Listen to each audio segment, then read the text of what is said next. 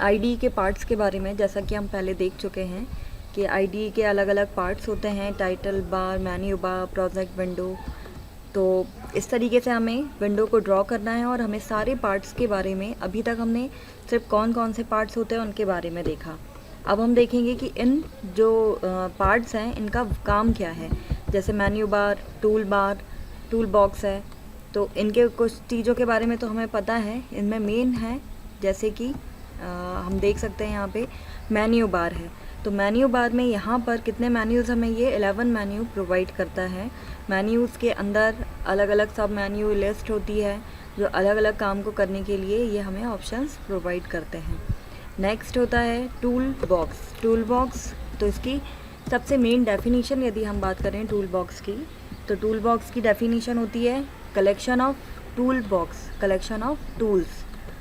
Tools के collection को क्या कहा जाता है, टूल बॉक्स कहते हैं। जैसे कि यहाँ पर दिख रहा है कि यहाँ पे जो VBA है, विजुअल बेसिक फॉर एप्लीकेशन है, वो हमें 14 टूल्स प्रोवाइड करता है। इन टूल्स के द्वारा ही, टूल्स का मेन यूज़ होता है कि जब हम लोग यहाँ पे, अभी हमने इससे पहले डिज़ाइनिंग की बात की थी, डिज़ाइनिंग विंडो, तो उस डिज़ाइनिंग विंडो को हम जब डिज़ाइन करेंगे तो इन्हीं टूल का यूज़ करके ही हम उन्हें डिज़ाइन करते हैं।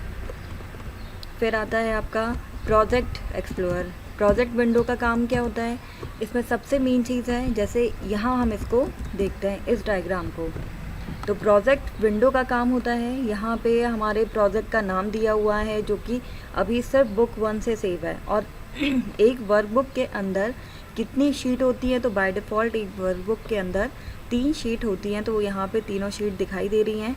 और हम यहाँ क्रिएट करते हैं यूज़र फॉर्म। तो हमारे प्रोजेक्ट में कितने यूज़र फॉर्म हैं, हमारे प्रोजेक्ट का नाम क्या है, वो सारी चीज़ें यहाँ पर हमें शो होती हैं। तो ये क्या कहलाता है, प्रोजेक्ट एक्सप्लोरर कहलाता है या प्रोजेक्ट विंडो कहते हैं। और यहाँ पर जैसे ये दिया हुआ है कि यदि कई बार हम लोग जब विंडो को ओपन करते हैं, इट मीन्स आईडी को ओपन करें, तो हमें ये जो प्रोजेक्ट विंडो है या कोई ऑप्शंस है जो कि हमें दिखाई नहीं दे रहा है, तो हम उसे व्यू मेन्यू में, ये लिखा हुआ है ना, go to the view menu and click on project explorer, तो हम यहाँ से उसको एक्टिवेट भी कर सकते हैं। नेक्स्ट होता है प्रॉपर्टी विंडो। प्रॉपर्टी विंडो, जैसा कि नाम से समझ में आ रहा है कि जिस ऑप्शंस को हम सेलेक्ट करेंगे उसकी प्रॉपर्टी हमें ये शो करेगा।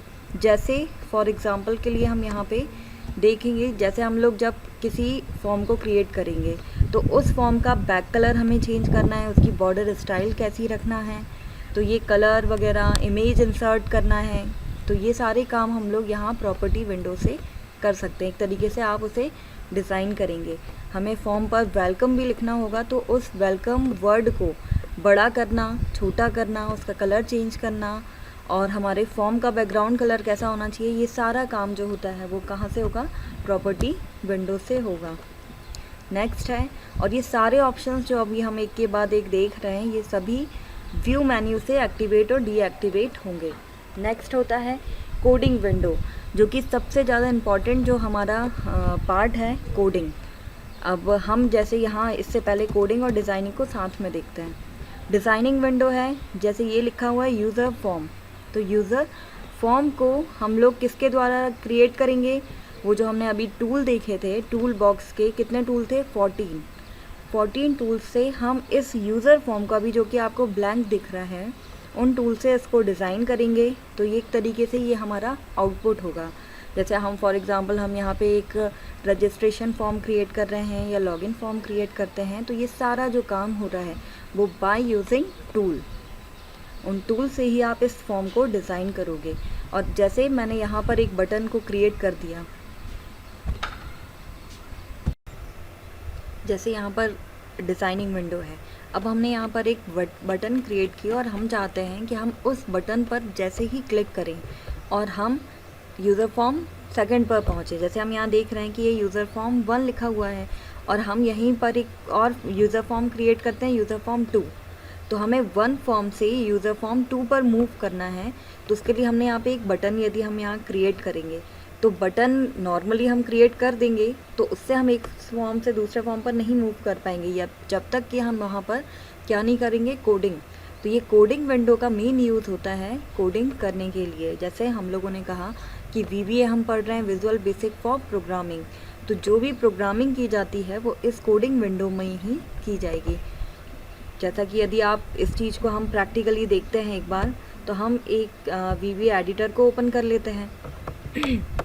उस VBA एडिटर में एक बार हम उसको प्रैक्टिकली भी करेंगे तो मे बी हमें वो चीज़ और अच्छे से क्लियर हो जाएगी। वेब डेवलपर हमने यहाँ क्लिक किया, VBA एडिटर पे गए और यहाँ से हमें यदि यूज़र फॉर्म क्रिएट करना है, फ़िलहाल ये IDE ओपन है, यूज़र फॉर्म चाहिए तो इंसर्ट मेन्यू से यूज़र फॉर्म पे क्लिक करेंगे। तो ये अभी हमारे सामने क्या आया, यूज़र फॉर्म 1। और नेक्स्ट यदि मैं यहाँ पर एक और, मैंने अभी कहा ना जैसे कि हमें एक बटन से दूसरे फॉर्म पर मूव करना है, तो ये टूल बॉक्स से हम यहाँ पे ये देख रहे हैं, यहाँ पे जैसे कमांड बटन दी हुई है, हम इसको यहाँ से ड्रैग करेंगे और हमारे फॉर्म पर ड्रॉप करेंगे तो एक कमांड बटन आ गई। और अभी हमारे पास केवल क्या है, यूज़र फॉर्म 1 है, तो इट मीन्स हमें यहाँ पर एक और यूज़र फॉर्म क्रिएट करना पड़ेगा। तो इंसर्ट मेन्यू पे जाएंगे और यूज़र फॉर्म पर क्लिक करेंगे, तो यहाँ पर यूज़र फॉर्म 2 भी क्रिएट हो गया। अब हम यूज़र फॉर्म 1 पर, जब हमने कहा कि हम एक बटन पर क्लिक करके और एक फॉर्म से दूसरे फॉर्म पर मूव कर सकते हैं, तो अपन करके देखते हैं। जैसे मैंने यहाँ पर इस बटन पे क्लिक किया बट हम मूव नहीं कर पा रहे हैं। क्या रीज़न है उसका, क्योंकि अभी हमने यहाँ पर इस बटन पर किसी भी प्रकार की कोई कोडिंग नहीं की है।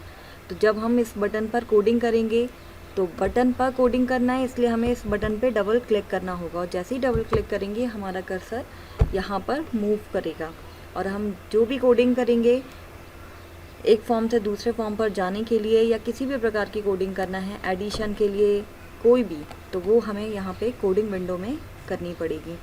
अब इसके बाद हम नेक्स्ट आते हैं designing and coding, I think clear होगा। हम इसके बाद आता है हमारी लोकल विंडो, जो कि हमने अभी देखा था हमारे IDE में सबसे नीचे बॉटम में शो होता है। तो लोकल विंडो का काम क्या होता है कि हम ये जैसे हम यहाँ देख रहे हैं, ये क्या लिखा हुआ है, एक्सप्रेशन, वैल्यू और उसका टाइप। अभी हम जब और भी प्रोग्रामिंग करेंगे तो वहाँ जब हम लोग वेरिएबल क्रिएट करते हैं, अभी आपको वेरिएबल के बारे में भी नहीं पता है क्योंकि एकदम बेसिक है, तो फ़िलहाल आप बस यहाँ ये देख सकते हैं कि ये लोकल विंडो और वॉचेस विंडो में क्या डिफरेंस है, क्योंकि जनरली जब ऑब्जेक्टिव टाइप क्वेश्चन पूछे जाते हैं तो वो इन्हीं से लेते हैं कि ये जो लोकल विंडो क्या होती है, वॉचेस विंडो कौन सा ऑप्शंस लोकल विंडो में है, कौन सा ऑप्शंस वॉचेस विंडो में है। तो यहाँ हम देखेंगे कि एक्सप्रेशन लोकल में दिया है, वॉचेस में भी एक्सप्रेशन ऑप्शंस दिया हुआ है, लोकल में वैल्यू, यहाँ पर भी वैल्यू ऑप्शंस दिया हुआ है, और टाइप यहाँ पर भी टाइप है। बट हाँ, वॉचेस विंडो में एक डिफरेंस हमें दिख रहा है कि यहाँ पे कॉन्टेक्स्ट लिस्ट जो है वो एक नया ऑप्शंस है। तो हम कह सकते हैं कि लोकल विंडो में हमें 3 ऑप्शंस प्रोवाइड करता है। लोकल विंडो कितने ऑप्शंस देता है, 3, एक्सप्रेशन, वैल्यू और टाइप। और वॉचेस विंडो में 4 ऑप्शंस होते हैं, एक्सप्रेशन, वैल्यू, टाइप और उसके कॉन्टेक्स्ट। अभी फ़िलहाल जैसे हमें वॉचेस विंडो में अभी कुछ दिखाई नहीं दे रहा है, लेकिन हाँ यहाँ हम देखें लोकल विंडो में एक्सप्रेशन, तो इसका मतलब होता है कि जो मॉड्यूल 2 हमने प्रोग्रामिंग में यूज़ करा होगा वहाँ पे हमने I और J नाम के 2 वेरिएबल क्रिएट करे थे। तो एक्सप्रेशन का मतलब होता है कि वेरिएबल नेम, और वैल्यू का मतलब कि उन वेरिएबल को हमने कौन सी वैल्यू असाइन की है, और ये उसका टाइप है कि वो वेरिएबल जो है वो कौन सी वैल्यू, इंटीजर वैल्यू ले रहा है, J कौन सी इंटीजर वैल्यू ले रहा है, तो ये बताता है। तो लोकल और वॉचेस विंडो की हम बात करें तो दोनों लगभग सिमिलर होता है, बस दोनों में डिफरेंस इतना होता है कि लोकल हमें 3 ऑप्शंस प्रोवाइड करता है, जिसे आप बहुत अच्छे से ध्यान रखें क्योंकि ये एग्ज़ाम में इस तरीके के क्वेश्चन आते हैं, एक्सप्रेशन, वैल्यू और टाइप। और यहाँ पर सिर्फ वॉचेस में डिफरेंस क्या है, यहाँ कॉन्टेक्स्ट ऑप्शंस एक्स्ट्रा दिया हुआ है हमें। नेक्स्ट है इमीडिएट विंडो। जैसा कि नाम से समझ में आ रहा है कि immediate window it means immediate answer. हमें यदि हमारे प्रॉम्प्ट पर हमें इमीडिएट आंसर चाहिए है, जैसे आप यहाँ देख रहे हैं क्वेश्चन मार्क लगाया जाता है यहाँ पे, क्योंकि जब ये आंसर प्रोवाइड करेगा तो सबसे पहले एक सिंबल यूज़ होता है क्वेश्चन मार्क। देन आप लोग जो भी कैलकुलेशन करेंगे, जैसे मैंने यहाँ 20 + 20 लिखा हुआ है, तो रिज़ल्ट में हमें इमीडिएट उसने आंसर क्या दिया, 40। तो इसीलिए इसे क्या कहा जाता है, इमीडिएट विंडो कहते हैं। तो ये जो सारे ऑप्शंस थे आई थिंक अब आपको क्लियर हो जाएंगे कि ये सारे ऑप्शंस का पर्टिकुलर काम क्या है, और इनको हम अच्छे से नोट कर लेंगे कॉपी में। ओके, अब यदि हमारा आईडी का कॉन्सेप्ट क्लियर होता है कि आईडी क्या है, तो हमें इनके बारे में क्लियर तो हुआ है कि ये यूज़र फॉर्म है और किस प्रकार से हमें काम करना है। तो हम यहाँ पर एक छोटा सा एग्जांपल लेते हैं, करके देखते हैं प्रैक्टिकली कि किस तरीके से ये टूल का यूज़ करेंगे, किस तरीके से हमें प्रॉपर्टी विंडो यूज़ करना है। प्रोजेक्ट का तो हमें शायद यहाँ क्लियर हो रहा है कि ये यूज़र फॉर्म है और यूज़र फॉर्म 2 है। तो जितने भी आप यूज़र फॉर्म क्रिएट करेंगे यहाँ कंटिन्यू हमारे पास शो होते जाएंगे। तो अब हम जैसे यहाँ पर यूज़र फॉर्म 1 है और ये 2 है, तो फिलहाल इनके बैकग्राउंड कलर चेंज नहीं है। तो हम इनके ये जो प्रॉपर्टी विंडो दिख रही होगी, तो यहाँ से हम लोग इनके बैकग्राउंड कलर चेंज करेंगे। जैसे हमने यहाँ क्लिक किया, ये ऑप्शंस आए, तो इसमें आप देख सकते हैं पैलेट या सिस्टम कौन से आपको कलर यहाँ सेलेक्ट करना है। तो मैंने यहाँ पर सिलेक्ट करा है, मैं यहाँ ब्लू कलर सेलेक्ट कर दे रही हूँ। और ये जो बैक पर दिख रहा है हमारा यूज़र फॉर्म 2, तो हम इस यूज़र फॉर्म का भी कलर चेंज कर सकते हैं। अभी आप यहाँ देख रहे होंगे जैसे मैंने अभी यूज़र फॉर्म 1 सेलेक्ट करा था, तो यहाँ ऊपर नाम क्या दे रहा है, यूज़र फॉर्म 1, और जैसे ही मैं यूज़र फॉर्म 2 सेलेक्ट कर रही हूँ तो यहाँ पे नाम दे रहा है यूज़र फॉर्म 2। इट मीन्स कि जिस ऑप्शंस को आप सिलेक्ट करोगे प्रॉपर्टी उसकी यहाँ पर शो होगी। तो अभी हमने यूज़र फॉर्म 2 सेलेक्ट करा है और यहाँ पर हमने इसके लिए भी कोई एक कलर चूज़ कर लेते हैं। ये कलर अपन यहाँ पे चूज़ करते हैं। तो ये 2 कलर हमने यहाँ पे सिलेक्ट करे हैं। तो फिर अब आता है ये टूल बॉक्स है। तो टूल बॉक्स को हम डिटेल में तो बाद में देखेंगे, फ़िलहाल हम एक छोटा सा एग्जांपल दे रहे हैं जिसमें how to connect one form to another form, एक फॉर्म से दूसरे फॉर्म को कैसे कनेक्ट करना है। ठीक, तो यहाँ सबसे पहले हम लोगों ने कमांड बटन ली और इसको ड्रैग कर कर हम यहाँ ड्रॉप करेंगे, या यहाँ हमने ड्रॉ किया। अब बात आती है प्रॉपर्टी विंडो की। तो आप यहाँ देख सकते हैं कि यहाँ सिलेक्ट अभी क्या है, बटन सेलेक्ट है। तो ये प्रॉपर्टी किसकी शो कर रहा है, बटन की प्रॉपर्टी। तो आप यहाँ से चाहें तो इसका कलर या जो भी है चेंज कर सकते हैं।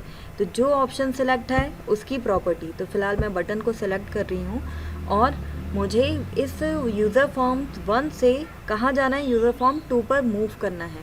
तो मैंने बटन पर क्या करना पड़ता है, हमको डबल क्लिक करेंगे और यहाँ जैसे मैंने पहले बताया था कि कंट्रोल और स्पेस की दबाने से ये जो ऑटोमेटिक कोड हमें प्रोवाइड होते हैं। तो मैं यहाँ लिखूँगी me.hide एंड यूज़र फॉर्म, तो हम लोग फिर से कंट्रोल और स्पेस दबाएंगे, यूज़र फॉर्म 2.show। बस हमें इतनी छोटी सी कोडिंग करना है और जब हम इस फॉर्म को डीबग करेंगे तो यहाँ देखेंगे ये आ गया हमारे सामने यूज़र फॉर्म 1 और इस पर क्लिक किया तो ये शो हुआ यूज़र फॉर्म 2। तो इस तरीके से हमें एक यूज़र फॉर्म से दूसरे यूज़र फॉर्म को यहाँ हम लिंक करके देख सकते हैं। इस तरीके से हम कितने ही फॉर्म्स को एक दूसरे से कनेक्ट कर सकते हैं। और अपन प्रैक्टिकल इसको करके देखें तो यूज़र फॉर्म 1 बनाएं और ऐसे करके यूज़र फॉर्म 5 तक बनाओ और एक फॉर्म से दूसरे पे मूव करो, ऐसे 5 तक जाओ। 5 से रिटर्न यदि मुझे वापस से यूज़र फॉर्म 1 पे आना है तो किस तरीके से हम करेंगे, तो ये आप लोग एक बार इसको प्रैक्टिकल करेंगे।